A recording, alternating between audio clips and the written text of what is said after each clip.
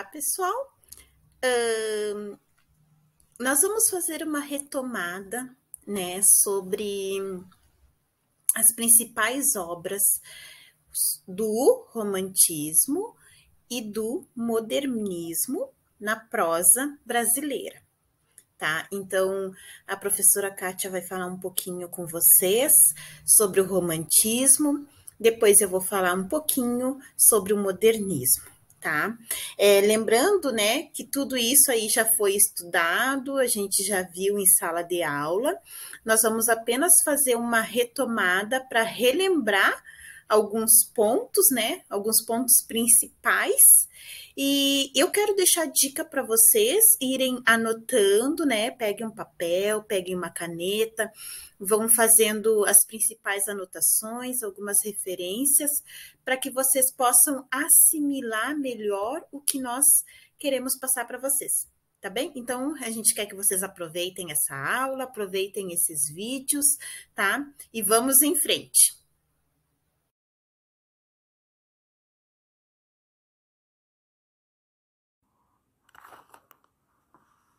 Olá, pessoal! Retomando a nossa aula sobre romantismo, nós falamos sobre poesia, né? A gente comparou a poesia romântica com a poesia modernista.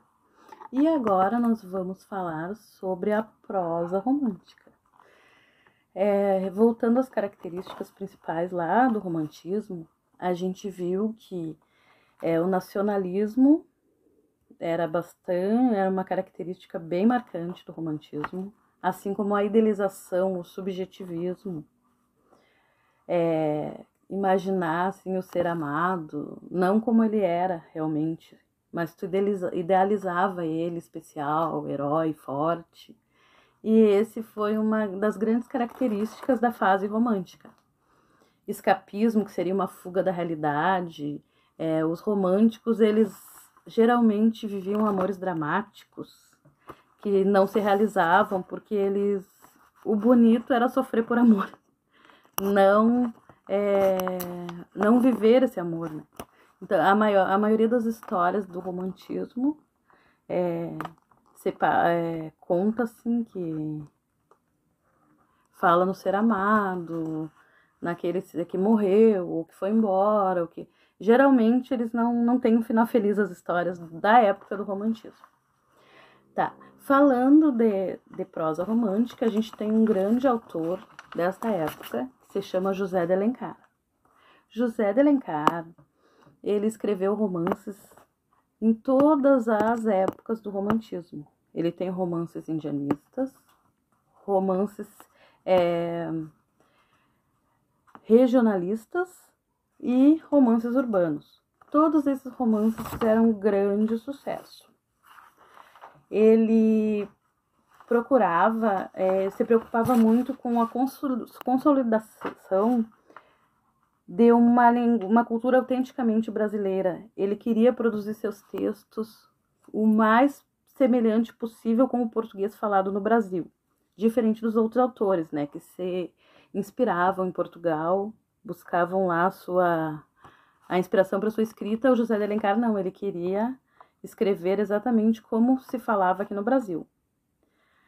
Ele tem grandes obras, então, como eu falei, né, em todas as fases do romantismo, começando pela romance indianista, que ele tem Iracema, o Guarani e o Birajara, da romances indianistas, né, dele. Na parte do sertanejo regionalista, lá nós temos o gaúcho, o tronco do ipê e o sertanejo, que foram romances que se destacaram muito.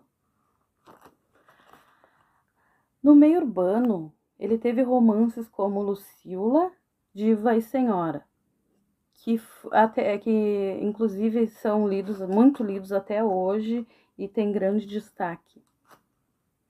Mas a gente vai falar agora um pouco da obra indianista chamada Iracema. Iracema é uma prosa, mas tem traços de poesia. Quando ele define a Índia Iracema como a virgem dos lábios de mel, cujos cabelos eram mais negros que a asa da graúna e o sorriso mais doce que o favo da jati. Ele desenvolve toda uma história, contando em forma de prosa, mas com muitos trechos poéticos, a história da Índia Iracema. Ela era filha do pajé da tribo e ela se envolve com um colonizador. Ela conhece, enquanto ela está na beira do mar, assim, ela conhece um português chamado Martim, pelo qual ela simpatiza, assim, a princípio, e leva o Martim para a tribo. Lá eles começam a conviver. Martim é bem recebido por todos os índios, exceto pelo índio que era apaixonado pela Iracema. Eles começam a conviver e daí nasce um romance. Eles acabam se envolvendo, tem a sua primeira noite de amor. Iracema deixa de ser a virgem, fica só a dos lábios de mel. E eles precisam fugir da aldeia, porque o romance deles é proibido e eles são condenados à morte, né? Então eles fogem, Iracema se descobre grávida, ela tem seu filho, que é considerado o primeiro habitante do Ceará. A história é mais ou menos assim. É uma história bem longa, cheia de palavras indígenas, mas é uma história bonita. E geralmente alguns trechos de Iracema caem nas provas do Enem, no vestibular, então é bem assim, é de ficar bem atento a isso, né? Que mesmo sendo algo tão antigo, uma linguagem tão diferente da nossa, a gente tem que se manter atento e estudar essa parte aí. Iracema, a Virgem dos Lábios de Mel. Fica a dica da leitura. Mas vocês podem procurar também outras obras, né, do José de Alencar. O Gaúcho é maravilhoso, o Tronco do Ipê. As obras indianistas dele também todas são muito completas. Então fica a dica para vocês aí de leitura.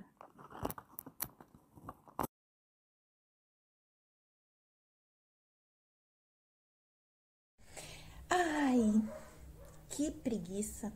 Sexta-feira já está chegando a noitinha e eu tô naquela preguiça.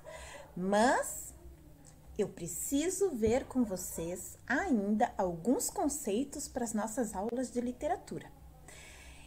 Quem lembra de ter lido nos livros que nós estudamos essa frase? Ai, que preguiça! Que caracteriza muitos brasileiros, né? Quem já não falou também? Então, nesse vídeo, nesse momento, nós vamos ver um pouquinho sobre Macunaíma, do autor Mário de Andrade. Então, nessa expressão, ai que preguiça, o autor, né, ele procura mostrar um perfil da maioria dos brasileiros, com uma natureza apática, falta de ânimo, preguiçoso e acomodado. Seria como um feriado inventado assim para os brasileiros descansarem.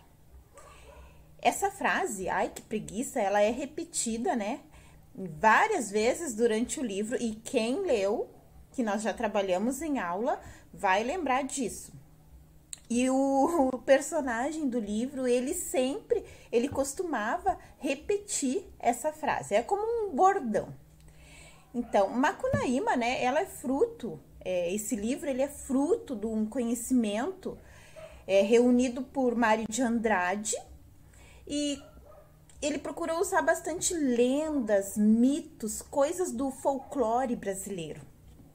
Foi escrito em 1928, 6 anos após a Semana da Arte Moderna, e é um movimento literário, artístico que busca romper com formas mais antigas de expressão artística.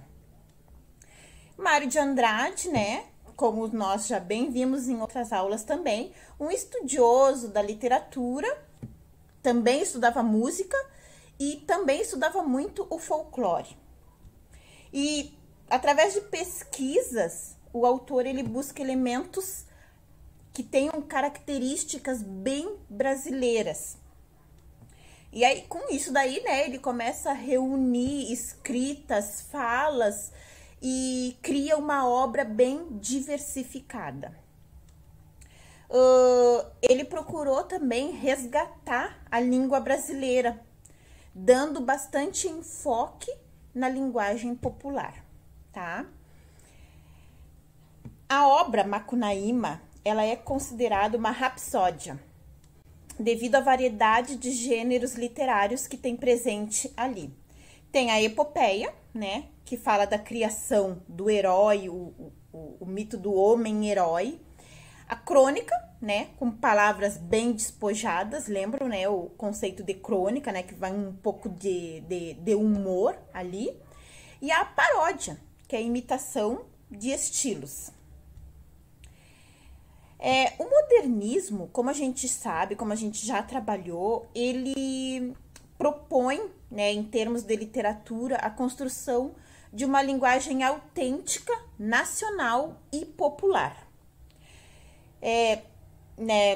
Segundo alguns autores, Macunaíma expressa pesquisa do autor sobre uma realidade social urbana e o folclore brasileiro. Então, ele busca fazer essa junção das duas coisas ali. E traduz em literatura as formas de oralidade do nosso povo.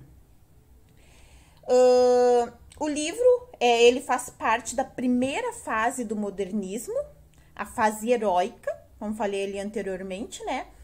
E tem a influência das vanguardas europeias, né? O herói europeu. É visível em várias técnicas inovadoras de linguagem que a obra apresenta. Essa obra, né? Esse livro, ele busca sintetizar o caráter brasileiro, seguindo as convicções da primeira fase do modernismo. Uma leitura possível, então, para finalizar aqui, para fechar, uma leitura possível dessa obra é de que o povo brasileiro não tem um caráter definido e que o Brasil é um país muito grande, como o corpo de Macunaíma, né? Mas imaturo, característica que é simbolizada pela cabeça pequena do herói.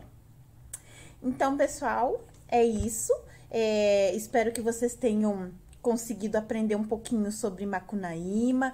Demos ali uma revisão, né, sobre o modernismo, né? Falamos mais um pouquinho. Espero vocês lá na plataforma para a gente fazer algumas atividades. Até mais, pessoal!